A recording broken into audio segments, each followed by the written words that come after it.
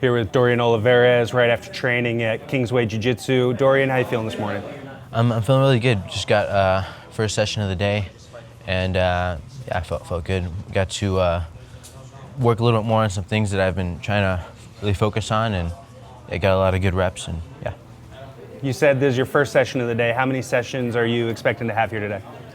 Today, 2. Normally I do 3. I'll do like a cardio session in the morning, but since this morning we were traveling to Austin, I wasn't able to do that first cardio session before. I might do a cardio session later, probably will, after the second session here in a couple hours. Awesome. Tell me about the vibe here lately at Kingsway. I feel like, the academy's doing well. People are, things are really kind of clicking. Tell me how you feel things are going here at Kingsway currently. I feel like everything is going really well. Most of my training is done back home in Houston with my dad running those trainings. Usually, like when I'm getting ready during camps, I spend usually 3 days here in Austin, and then the rest of the week back home. And I feel like it's a good mix of training, but yeah, the time that I do spend here is awesome. I get a good vibe from everybody. Yeah. Awesome. I know that you had an incredible performance at ADCC Trials. That was really the last place that we saw you was at Trials. How have things been since then, knowing you have your ticket punched, knowing you're going to ADCC? Just tell me about how these last few weeks since Trials have been. How have you been doing? Yeah, I feel like after Trials, I learned a lot from watching back some of those matches. I also competed in the UFC BJJ after that. I had a good match against Samuel Nagai, and I learned a lot from that match too. So I'm feeling really good for this tournament, and yeah, I'm excited. Awesome, man. Let's look back at your Trials performance. It was almost all subs. You were, do you feel like you were able to show a new side of yourself out there and something that people maybe hadn't seen from your game before? Yeah, I felt like I felt like I could have maybe been a little bit more aggressive, especially if you compare that to like CGI. I was a little bit more aggressive in CGI, but I still felt like I showed a lot of my game. There was a lot more matches too, so I could show more of my stuff. But yeah, I felt like I was able to show some of my game pretty well. I know that you were showing a few more submissions. For example, your arm bars. I felt like you were really sending some of those arm bar attempts, and you were just a lot looser with that. What's the mentality around that? Yeah, so I don't normally hit a lot of arm bars. In the weeks leading up to that, I was working on arm bars like in the training room, and I tried an arm bar like my second match. It didn't end up working well, but it's something that I need to work on a little bit more before I try to hit it in competition. There you go. I know, that was an awesome performance. People are always clamoring to see you. Someplace we're going to see you coming up. Everybody's really excited about this WNO bracket. Mm-hmm. Let's first talk about being a champion. You've won a lot of stuff, wrestling, jiu-jitsu. How important and how much of a motivating factor is it for you to go get one of these big promotional championship belts?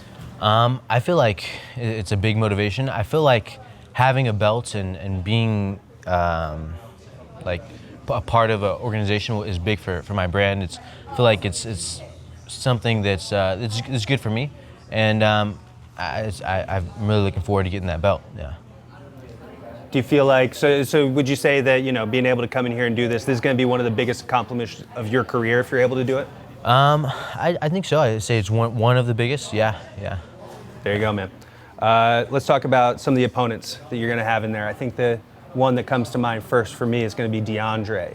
Mm-hmm. Tell me a little bit about your thoughts about DeAndre as an opponent. What makes him a little different? What makes him dangerous?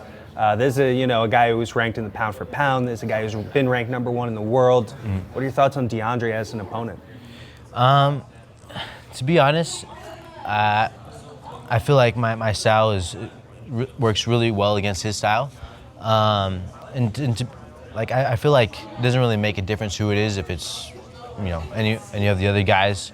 I just feel like my style is designed to work against any kind of style. You're always the hammer, right? Yeah. There you go. He does this ecological stuff. Have you heard about this ecological stuff? What's your opinion on all that? I feel like you need both. I think you need some drilling and then also games or task-based activities. I do a lot of that back home. We'll do a lot of wrestling games, Like some where I'm looking to get to specific kind of ties, clearing those, and my opponent's looking to get to certain ties, and very, very specific things like that. And yeah, I feel like having the ecological and then also drilling is a good thing to have. So you play a lot of wrestling games. I know back Yeah. at home you've been training for years and years with your dad. Could you give an example of like one of these wrestling games that you feel like might be beneficial for people if they wanted to level up their Yeah. jiu-jitsu wrestling? Like what's a game that they could play? Something that I do a lot. It's actually like a defensive game, kind of, where my opponent is taking me down, and then I'm looking to either sweep or immediately reverse the position. Games like that I feel like are really important for me because I think it's important for me to have confidence in being able to stand back up, especially since my game is so wrestling focused. So that's an interesting thing you talked about because we've seen very rarely has somebody been able to put you down. But you're working all the time on being able to get back up. Do you feel like people are able to hold you down if they get you down? No, I feel like I work so much on being able to either sweep, reverse as I'm getting taken down, or just standing up a lot that is very hard for people to get me down or hold me down. Yeah. Awesome. And then obviously that's done with MMA eventually in mind, not being able to be held down, such a big thing there too, right? Yeah. So since I was about 6 or maybe even a little bit younger, I wanted to do MMA. And so my dad decided to put me in wrestling. And since then, yeah, it's just been training, getting better with MMA in mind. I actually, around 13 is when I started doing jiu-jitsu, and we didn't really expect to be doing jiu-jitsu this long. We just kind of thought, okay, I'd build up my jiu-jitsu a little bit, and then we'd start working on MMA. But I ended up getting better than we thought I would get, so there was just so many opportunities. We kept on trying to like chase higher and higher goals, and then now we're here, and I'm just keep on getting better. Yeah. Chasing higher and higher goals. Yeah. This is such a big bracket. It's got a lot of contenders. One other contender I want to talk about, we'll get to everybody, right? But I want to talk about Max Hansen. Max Hansen is a guy who's won some major tournaments at black belt, been ranked in the top 10, takes tons of matches, right? This guy has 200 matches a year sometimes. What's it like facing somebody who has so much experience and stays so active? Do you feel like there's a difference when you see these kind of people? Yeah, I feel like, to be honest, I probably have more competition experience than him, just because I've been wrestling since I was so young. And in wrestling, you compete. I would compete a lot. I would be sometimes double entered in tournaments. I'd be competing like every other weekend. So I'm used to competing a lot. I feel like even if he does have a lot of competition experience, I feel like it doesn't really make a difference. Yeah. I feel like his game is basically would just make it easier for me because he usually pulls guard right away. So I would just wear him down and then eventually pass and submit. Yeah. Max is promising the best version of him is coming to WNO. What do you think about that?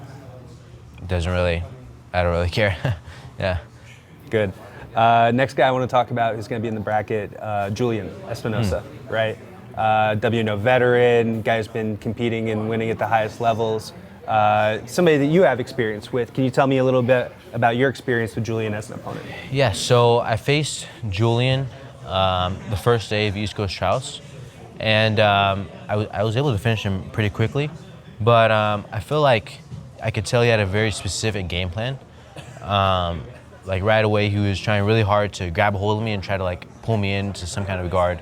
So I'm focused on, I'm thinking about what adjustments he might make, and I think it'd be a good match to see like how he's improved and what he's changed in preparation for this match. Feels like Julian is one of those guys in the division who is willing to exchange takedowns with you and willing to wrestle with you, right? Because like you said, plenty of guys are just going to pull. Talk to me about, your thoughts on getting into some kind of takedown battle with Julian or with any of these guys, right? Because DeAndre also a very good wrestler. I do think he probably might try to wrestle with me again. In our match at East Coast Trials, he did try to wrestle with me, and I took him down, but I was able to hold him down and then eventually get to his back. So he might try to wrestle with me, but I'm more than prepared to wrestle with him. Yeah. there's obviously more and more people are starting to understand your style, but there still are a lot of people who think of you as the wrestler. Yeah. Now that you're finishing more people and getting more submissions, looking for more submissions, do you feel like that's important for you to be able to kind of break that stereotype and show people you're a true hybrid athlete? Yeah. I feel like, obviously, I'm very wrestle heavy, but I feel like wrestling is such a big part of my game. It's always going to be a big part of my game, especially because I want to eventually be doing MMA. I feel like the submissions will come. It's not something that I'm looking to force, because I feel like if I force the submission, I might end up like losing a bad position. So I just like to focus on keeping good position and wearing down on my opponents before I submit.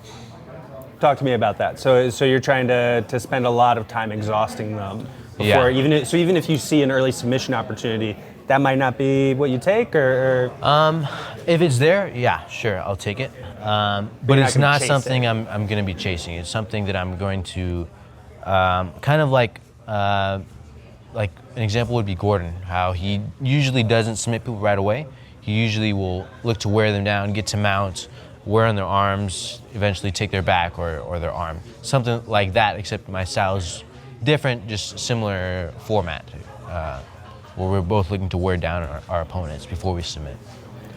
there you go. Obviously, you have big goals in 2026 and beyond. A big match. If you were to win this belt, a big match that could happen would be you and Diego Pato, right? He's Yeah. going to be watching to see who wins this bracket. There's going to be WNOs later in the year.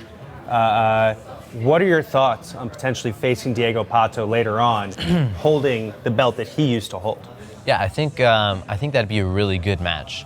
I feel like matches like that, guard player versus guard passer, are really entertaining. Usually, especially when the guy like Diego Pato is always looking to attack. If it's a guy who plays guard and is just looking to recover, that can be a boring match. But I feel like usually Diego's looking to attack, and then I'm always trying to pass. So I feel like it's going to be a match with a lot of action. He's ranked very highly in the pound for pound. If you were to beat him, you would be ranked very, very highly in the pound for pound. Is that something you think about? Is that a motivating factor at all, or just let it happen? It's not really something I think about too much. I would like to be ranked pound for pound because I truly believe that I am one of the best pound for pound. And so yeah, it would be nice to be on that pound for pound ranking and eventually maybe, hopefully that number one pound for pound, yeah. There you go. Obviously a place where you're going to be able to prove a lot later this year's ADCC in Poland. First thoughts, have you ever been to Poland? What are your thoughts on Poland? Do you have any thoughts? Yeah, no, I've never been to Poland, but I think it'd be a really interesting experience. Yeah, Poland is a really, really interesting place to have it, but yeah, I guess we'll see what that's like. Jiu-Jitsu will take you to crazy places, right? Yeah. The guy who has been on top of this division. He won in 2022. He won in 2024. Baby Shark, Diogo Hayes. Yeah. People say that these guys 66 can't take him down, can't hold him down. What do you say to that? I just don't think there's ever been a wrestler at 66 like me. I feel like I probably have the best wrestling from 88 and below. I feel like I'm one of the best wrestlers in jiu-jitsu right now. And I feel like my wrestling is one thing, and also my ability to hold people down is pretty good too. So yeah, I feel like that's another great matchup that I think a lot of fans would like to see. And yeah, I'm really looking forward to that one. And then also too, I'd be making history, first ever American 66 winner. All of the champions in the past have been Brazilian. So it'd be a great opportunity to make history. Is that something that really motivates you, representing America at the highest levels of the sport? I think just making history in general. Last time I was at ADCC, I wanted to make history by being the youngest. That didn't end up happening, but now I have another opportunity to still make history. So it's good. I'm looking forward to it. There you go. Last ADCC, like you mentioned, weren't able to make that history. What kind of lessons do you feel like you took from that experience that are benefiting you now as now people are seeing you, become one of these top 3 contenders ready to challenge for the belt? Yeah, so the last ADCC, it's kind of hard to say what lessons I had. Nothing against my opponent; he's a very skilled opponent, but I ended up having an adrenaline dump, and I feel like that affected me a lot. I wasn't able to move and do the things that I wanted to do. I had it like the first 2 minutes basically, and so that made it like extremely difficult for me throughout the match. But I feel like I'm more mature, I'm more prepared, and just way better than I was then. And I think it's going to be my year, so I'm looking forward to it. 2026, Dorian Olivarez, ADCC champion? Oh yeah, for sure. Maybe absolute too. I would like to do the absolute, and I don't think there's ever been a 66. Never been a 66 ADCC, medalist at the absolute champion. So that would be awesome. If anybody's gonna do it, it's probably me. So yeah, would be pretty incredible, man. I know that we talk a lot about your workouts and your pace and all these things, your physical preparation, how aggressive and impressive you are out there. How much time would you say you spend in a day, in a week, working on recovery and working on, making sure that your body is able to do these things, right? Because people don't see that part, right? Because the 6 a.m. runs and all that grinding your body down. Talk to me about building your body back up to be ready to work out again. Yeah, so I do mobility or stretching every day. Usually after I do my morning cardio, I'll do some mobility. At nights, I'll do a lot of sauna, hot baths. I feel like recovery is extremely important. So yeah, I focus a lot on that. And then also like sometimes I'll do cold plunges and stuff like that. But I feel like it's like I said, it's a big thing being able to recover properly. Dorian, thank you so much for your time. Obviously, we can't wait to have you at WNO, taking on some of the best in the world in this 155-pound bracket. Before we get out of here, is there anything else on your mind? Anything else that you want to say? No, I'm really excited for this upcoming Who's Number One, and I can't wait.